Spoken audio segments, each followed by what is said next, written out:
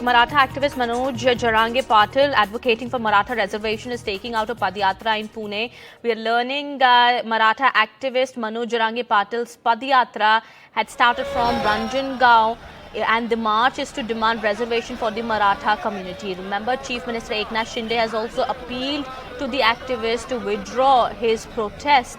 But we are also now learning that Jarange Patil has decided to go on a hunger strike as well from January 26th and has said that we are firm on our demand for an immediate reservation for the community. All right, my colleague Ronak is also now joining us on the broadcast, getting us more on that. Ronak, despite appeal from Chief Minister Eknath Shinde, we are learning the Maratha activist has said that they're firm on their demand and would continue, would also take out a hunger strike from January 26th, we are learning.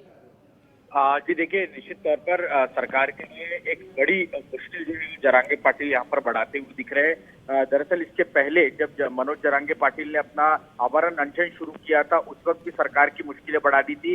हालांकि सरकार ने उनसे थोड़ा समय जो है वो bye जरूर कर लिया था, लेकिन अब जरांगे पाटिल मानने के लिए तैयार नहीं। उनका कहना है कि 26 जनवरी तक सरकार के पास वक्त है। अगर सरकार मराठाओं को आरक्षण देती है तो ठीक, नहीं तो 26 जनवरी से मुंबई के आजाद मैदान में वो अमरण अनशन पर बैठने जा रहे हैं। और इस वक्त उनका जो काफिला है वो पुणे तक पहुंच चुका है और हजारों की संख्या में लोग, जो मराठा समुदाय के लोग हैं, वो उनका स्वागत करते हुए दिखाई दे रहे हैं। तो सरकार की मुश्किलें बढ़ी हुई है। दूसरी तरफ जरांगे पाटिल को मुंबई में अनशन करने के लिए फिलहाल बीएमसी और मुंबई पुलिस की तरफ से जो इजाजत उनको मिलनी चाहिए वो इजाजत नहीं मिली है। ऐसे में सवाल ये है कि क्या उन्हें मुंबई आने दिया जाएगा या उनके काफिले को मुंबई के पहले ही मुंबई पुलिस रोकती है। तो आने वाले दिनों में सरकार के लिए एक बड़ी चुनौती रहेगी। सरकार का स्टैंड क्या रहा है अभी तक इस मुद्दे पर? देखिए, सरकार का कहना है कि मराठा रिजर्वेशन को लेकर जितने भी कदम है वो सभी कदम सरकार उठा रही है। एक तरफ उन्होंने ओबीसी के तहत उन्हें जिन लोगों के पास पुराने सर्टिफिकेट्स है, ऐसे लोगों को रिजर्वेशन देने का ऑलरेडी काम शुरू किया है। और दूसरी तरफ सुप्रीम कोर्ट में भी जो क्यूरिटी पिटीशन है उसके माध्यम से भी सरकार अपनी लड़ाई लड़ रही है।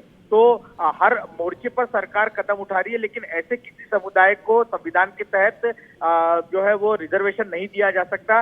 बैकवर्ड क्लास कमीशन को रिपोर्ट तैयार करने के लिए कहा है। उसका आज से ही काम पूरे महाराष्ट्र में जगह जगह पर शुरू हुआ है। लगभग 1.5 लाख के करीब कर्मचारी जो है वो इस पर काम कर रहे हैं, जिससे कि डेटा कलेक्ट किया जा सके। और जो इंपेरिकल डेटा ये कलेक्ट होने के बाद सुप्रीम कोर्ट में इसे पेश किया जाएगा और उसके बाद सुप्रीम कोर्ट में लड़ाई जो है वो सरकार लड़ेगी। जी।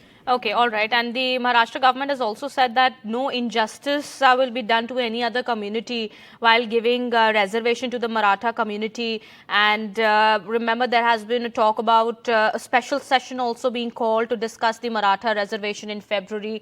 How this goes on, that remains to be seen, and how this develops, we'll keep an eye on that. Thank you so much, Ronak, for getting us all those details.